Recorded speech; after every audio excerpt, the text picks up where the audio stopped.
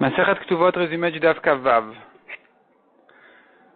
La Gemara avait dit que quand quelqu'un vient témoigner sans vouloir témoigner, quelqu'un qui vient raconter de manière totalement innocente une histoire qui en réalité pour le Bedin peut servir comme témoignage sur son statut de Kohen ou de Lévi, on pourra accepter son témoignage même s'il est proche de famille. La Gemara donne un exemple là-dessus où quelqu'un venait raconter même sur lui-même, j'étais petit, je sortais de l'école, on me déshabillait, on me trempait au mikvé, et puis mes amis s'écartaient de moi, on me donnait à manger de la trouma, et tout le monde m'appelait Yochanan, celui qui mange les chalot, les prélèvements de chala. Et Rabbi s'est fié à cette histoire-là, qui racontait sur lui-même, pour le considérer dorénavant comme un Kohen. La Gemara dit encore,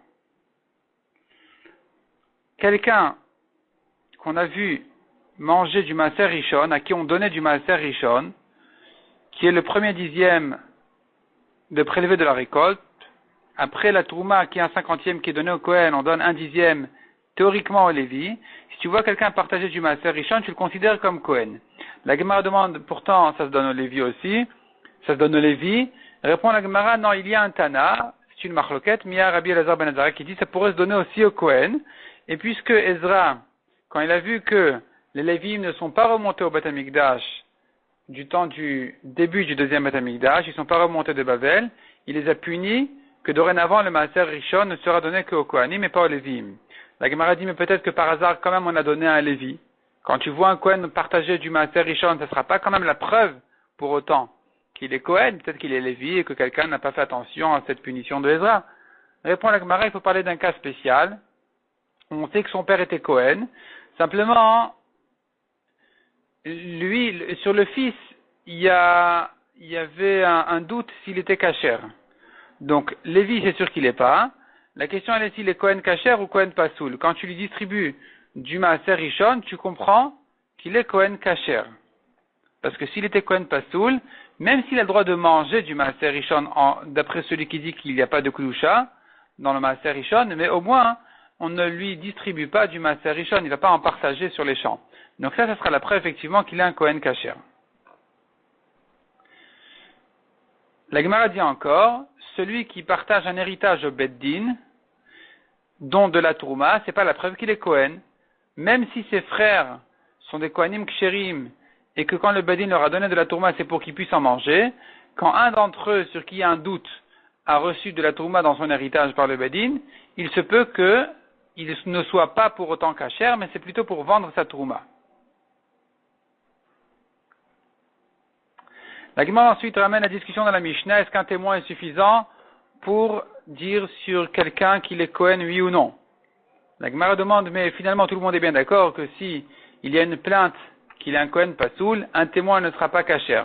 S'il n'y a pas de plainte, selon tout le monde, un témoin serait kasher. Donc quelle est la discussion entre les Tanaïm, à savoir est-ce qu'un témoin il est kasher ou pas, entre Rabbi Elazar et Rabban Shimon ben Gamliel? En répond la Gemara, il s'agit d'un cas très spécial, où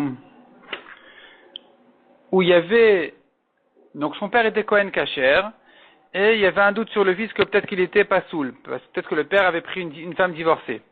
Donc il y a un doute sur le fils s'il est kasher ou pasoul. Quand est venu un premier témoin, a dit mais je sais qu'il est kasher, on l'a fait remonter, on a dit ça y est, il est Kohen. Sont venus ensuite deux témoins, ils ont dit non mais il est pasoul, on l'a refait descendre. Quand revient ensuite un témoin, et qui dit mais je sais qu'il est kasher, est-ce que tu peux le faire remonter selon ce dernier témoin, oui ou non? Ça c'est la marloquette dans la Mishnah entre Rabbi Elazar et Rabban Shimon. Est-ce que le dernier témoin, il est suffisant pour le faire remonter, oui ou non? La Gemara l'explique de deux manières. Première manière, c'est de dire que tout le monde est d'accord sur le principe qu'on peut associer le dernier témoin avec le premier témoin qui les deux disent qu'il est kasher.